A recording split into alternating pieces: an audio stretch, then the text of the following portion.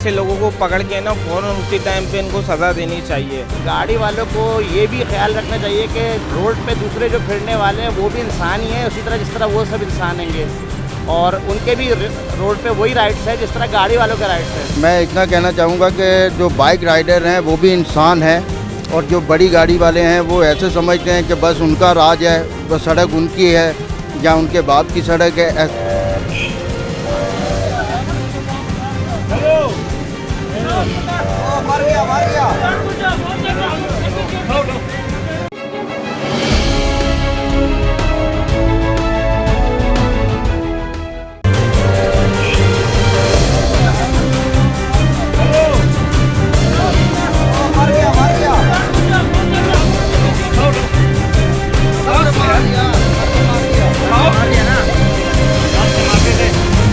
Sir असल मसला ये है, ऐसे लोगों को पकड़ के ना फ़ौरन उसी टाइम पे इनको सज़ा देनी चाहिए। अब असल में हमारा कानून है ऐसे लोगों पे हाथ नहीं डालता। अब वो हाथ डालते हैं तो उनको ड्यूटी का सवाल हो जाता है, कहीं किसी को कहीं ट्रांसफ़र हो जाता है, कोई कहीं।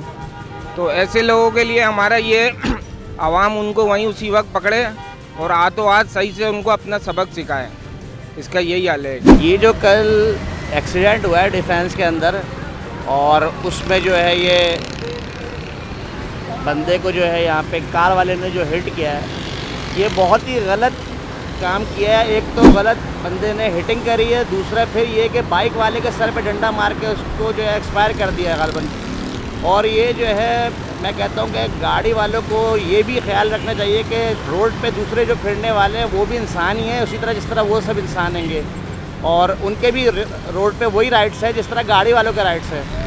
तो ऐसी कोई एक्टिविटी नहीं की जाए जिसकी वजह से आपस में एक दूसरे से तलब कलामी और लड़ाई झगड़े का माहौल क्रिएट हो।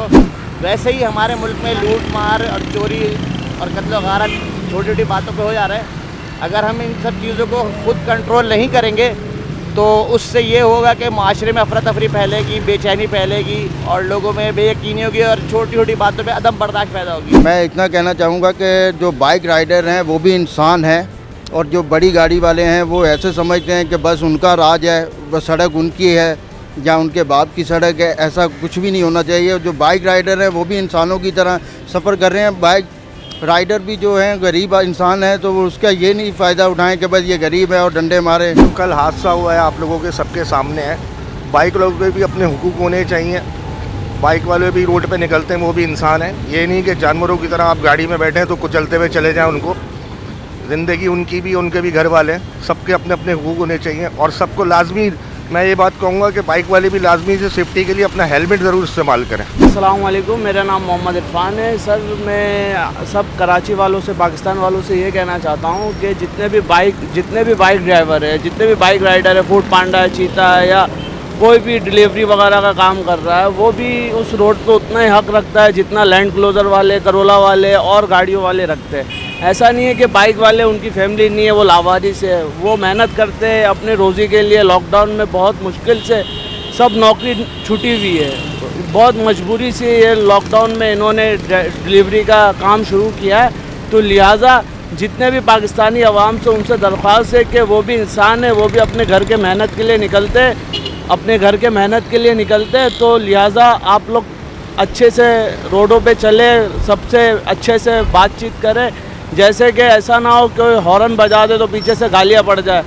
तो हॉर्न तो गाड़ियाँ वाले भी बजाते हैं, करोला वाले भी बजाते हैं, लैंड क्लोजर वाले भी बजाते हैं, मगर उनको कोई कुछ नहीं बोलता। बाइक वाले बजाते हैं तो उनको मारने के लिए आ जाता है।